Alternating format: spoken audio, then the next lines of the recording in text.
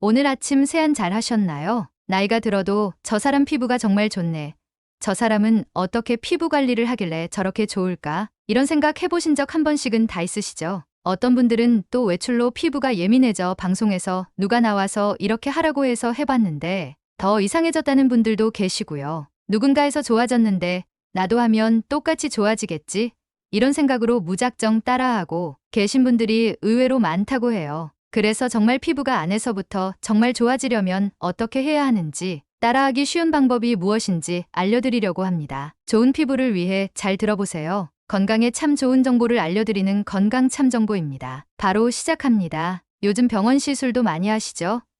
그런데 그런 시술 20분 하는 걸로 피부가 계속 좋아진 상태로 유지되는 게 아니라 평소의 생활 습관 홈케어가 굉장히 중요하다고 해요. 가장 중요한 것이 평소의 세안과 보습 습관이에요. 엄청 간단해 보이지만 굉장히 중요한 내용이니 잘 생각해 보세요. 예를 들어 색조 화장까지 다 한나라고 그냥 계속 집에 있었을 때에 이 세안이 동일할 수가 없겠죠. 또 여름철에 날씨 엄청 더운 날의 보습과 너무너무 춥고 건조한 겨울철의 보습을 갖게 하시면 안 되는 거예요. 그래서 개인에 맞게, 상황에 맞게 올바른 세안과 올바른 보습을 해주는 것이 가장 중요합니다. 전문가들이 항상 강조하는 첫 번째가 클렌징이잖아요. 이 클렌징만 제대로 바꾸시면 피부가 정말 달라지는 것을 느낄 수가 있다고 해요. 하지만 제대로 클렌징을 하는 분이 많지 않아요. 예를 들어 피지 발달이 많은 여드름성 피부 환자분들이 또 이 여드름을 가리려고 메이크업을 두껍게 한 상황이라고 가정을 해보겠습니다. 그런데 피부에 좋다는 순한 성분 세안제로 세안을 하면 이 입자들이 다 닦일 거라 생각하세요? 실제로 모공 사이 입자들이 다 닦이지 못하고 남아있게 됩니다. 반대로 얼굴이 정말 예민하고 또 집에만 있어서 메이크업도 전혀 안 돼 있는 분들이 이중 세안을 꼼꼼히 하라고 하면서 이중 세안을 하시면 어떻게 될까요? 피부가 굉장히 예민해질 수가 있겠죠. 그래서 제대로 올바르게 클렌징하는 방법이 중요하다는 것이에요. 올바른 세안법이 옛날보다 굉장히 중요해진 이유가 두 가지가 있습니다. 첫 번째는 메이크업의 증가 그리고 두 번째는 이 선크림의 대중화입니다. 우리는 그냥 맨 얼굴로 나가기보다는 항상 뭘 바르죠? 선크림을 거의 매일 바르시잖아요. 우리가 이렇게 평소에 바르는 메이크업 제품이나 선크림 제품에는 티타늄 디옥사이드, 징크 옥사이드, 아이언 옥사이드와 같은 굉장히 미세하고 고운 입자들이 얼굴에 발라지게 되는데 이러한 입자들은 굉장히 곱고 작기 때문에 이 모공 사이에 저류가 돼서 잘 안 닦일 수가 있습니다. 그럼 이러한 것들이 화이트헤드나 블랙헤드 그리고 성인 여드름을 유발할 수가 있는 것이에요. 보통은 잘 닦는다고 화장솜으로 닦았는데 아무것도 안 보여서 잘 닦인 것 같은데 생각하시지만 잘 닦인 게 아닙니다. 이렇게 눈으로 보이는 것들이 아니라 우리가 확대경을 통해서 관찰했었을 때는 모공 안쪽에 이러한 입자들이 저류가 되어 있는 것이죠. 그러므로 세안을 올바르게 하는 것이 피부를 좋아지게 하는 가장 중요한 첫걸음이라고 할 수가 있겠죠. 아주 쉽게 생각하면 두 가지로 나타날 수가 있습니다. 덜 닦였거나 더 닦였거나입니다. 그럼 이 덜 닦였거나를 한번 살펴볼까요?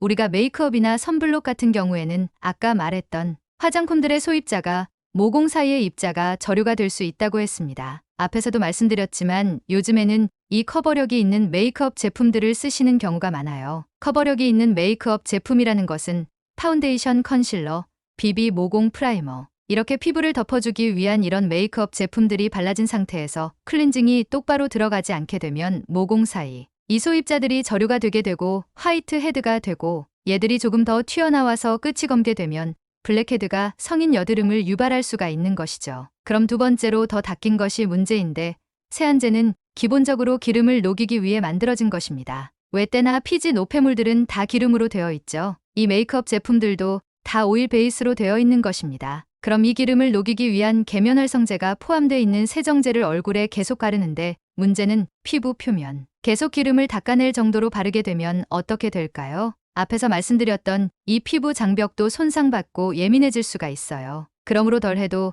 문제 더 해도 문제이기 때문에 지금부터 어떻게 현명하게 하는지 말씀드리도록 하겠습니다. 세안을 할 때는 첫 번째는 피부 장벽의 손상을 최소화로 주면서 두 번째는 피부 안쪽에 있는 노폐물 피지, 화장품 입자들을 확실히 닦아낼 수가 있어야 됩니다. 커버력이 있는 메이크업 제품들은 대부분 오일을 기본 성분으로 합니다. 우리가 클렌징 워터를 사용했었을 때 그러면 이 기름을 닦아내기 위해서는 계면활성제라는 것이 포함되어 있기 때문에 클렌징 워터도 기름을 녹이는 역할을 합니다. 하지만 클렌징 워터를 쓸 때 우리 보통 어떻게 쓰죠?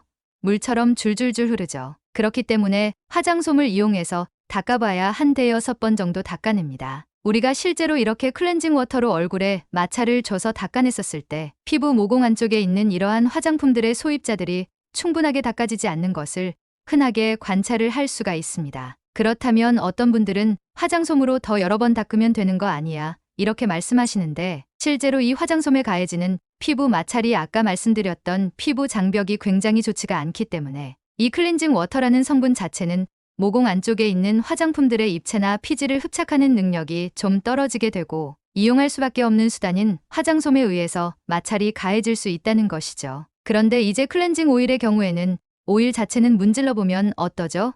마찰이 별로 없죠? 우리 마사지할 때도 오일 마사지하는 이유가 피부 표면에 마찰을 안 주면서 깊은 근육까지 눌러주기 위해서 사용을 하는 건데 이렇게 클렌징 오일로 문지르게 됐었을 때는 피부 표면에 마찰이 없게 되고 또 두 번째로는 이 오일의 성분 때문에 피부, 모공 안쪽에 있는 노폐물과 피지 흡착하는 능력이 굉장히 좋습니다. 그래서 이렇게 클렌징 워터와 클렌징 오일을 비교해서 썼을 때 화장품들의 입자를 잘 닦아내는 측면에서는 당연히 클렌징 오일이 피부 마찰을 덜 주면서 모공 안쪽에 있는 입자까지 닦아낼 수가 있는 것이죠. 가끔 클렌징 오일을 썼는데 트러블이 더 생겼다는 분들이 계십니다. 어떤 경우냐면 아까 말했던 클렌징 오일을 통해서 안에 있는 노폐물을 닦아내더라도 이 오일 자체가 50 사이에 저류가 돼 있을 수 있기 때문에 두 번째 세안, 즉 2차 세안 때 클렌징 폼을 통해서 이 클렌징 오일이 확실하게 바뀌어져야 합니다. 그래서 이렇게 메이크업을 했었을 때 클렌징 오일로 이중 세안을 설명을 듣고 해보니까 진짜 트러블도 줄고 너무 좋아하시는 분들이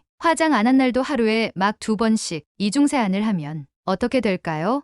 물론 피지가 많은 분들은 한 며칠간은 피지가 확 준 느낌이 들어서 좋을지 모르겠지만 대부분의 환자분들은 피부 장벽에 있는 기름층들도 계속 자극을 받고 피부 장벽의 손상을 받으면서 한 23개월 지나서는 피부가 또 예민해질 수가 있다는 것입니다. 그러므로 이렇게 메이크업이 돼 있지 않은 상태에서는 이중 세안을 하지 말고 단일 세안만 해줘야 되고 또 피부가 예민할 때는 아예 메이크업을 안 해버리는 그런 형태를 하는 게 좋겠죠. 이제 보습입니다. 보습제는 여러 종류를 바르는 것을 추천하지 않습니다. 우리가 보습제 뒷면에 보시면 이제 전 성분이라고 그래서 한 4050가지 정도의 성분들이 보통 포함이 돼 있습니다. 우리가 만약에 예를 들어 보습하시는 분들이 수분크림 크림, 영양크림, 나이트 리페어 크림 아이크림 이렇게 만든다면 벌써 몇 가지죠. 겹치는 항목만 빼더라도 벌써 수백 개의 화학 성분들이 피부 표면에 접촉이 되고 있는 것이에요. 이렇게 되면 피부 표면에 그 미세 물질이 조금이라도 에너지를 유발할 가능성도 높아지게 되고